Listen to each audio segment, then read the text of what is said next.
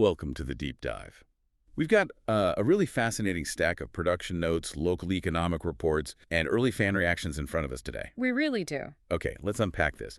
Our mission today is to figure out how the Maebashi Witches franchise is completely redefining the magical girl genre by, turning a real-world Japanese city into a living character. Right, and all ahead of its highly anticipated fall 2026 cinematic comeback. Exactly.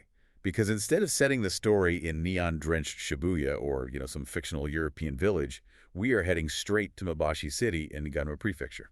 What's fascinating here is that the upcoming film Maebashi Witches Emoemories, Blooming Witches, is actively dodging that dreaded clip show cash grab reputation. Oh, totally. Anime fans are so wary of those recap movies. Exactly. But when you look at the production sheets, with heavyweights like Sunrise and Bandai Namco Filmworks backing it, plus brand new hand-drawn art by original character designer Yu Inami, the studio is signaling a massive leap in theatrical polish. Yeah, they are not messing around. And to see why fans are already hyping up advance tickets for 2026, we actually need to look at how the 2025 TV run completely flipped the script on the stakes you'd usually expect from this genre. Right, it was so refreshing. It's like swapping an Avengers-level apocalyptic threat for the quiet victory of just surviving a high school presentation. That is the perfect way to describe it. Right.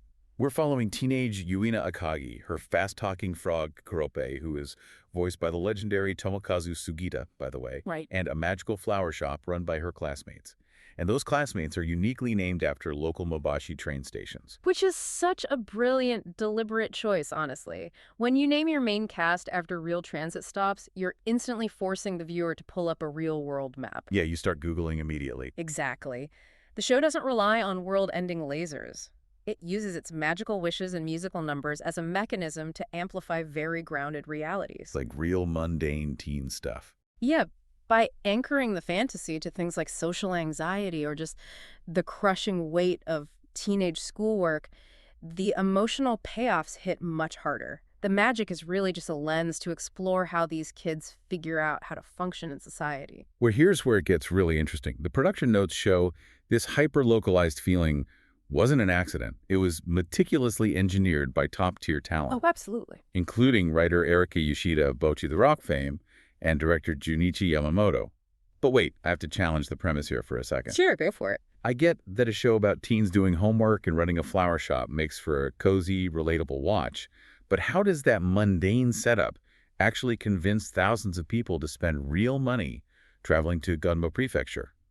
What is the actual economic mechanism driving this? Well, if we connect this to the bigger picture, the mechanism is essentially treating the city like an open-source theme park. An open-source theme park. Yeah. I mean, if you're a fan of the genre, you already know how Seichi Junrei or Anime Pilgrimage works. Yeah.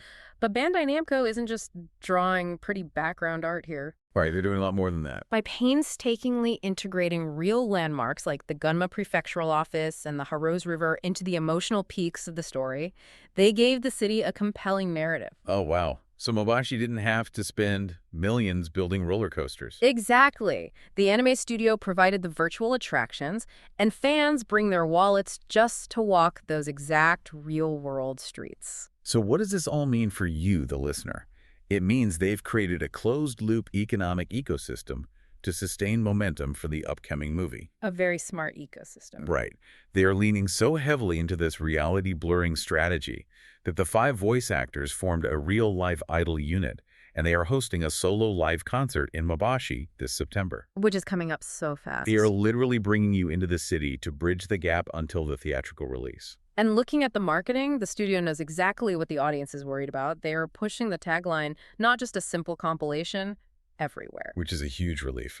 It really is. It's a clear promise of new footage, an expanded ending, and, proper closure for those subplots the TV run just left hanging. It's a masterful strategy. It raises an important question, though. If a fictional magical girl story can literally revitalize a real city's tourism economy through these engineered pilgrimages, what other struggling real-world industries or forgotten towns could be entirely saved just by becoming the authentic backdrop to a compelling pop culture narrative?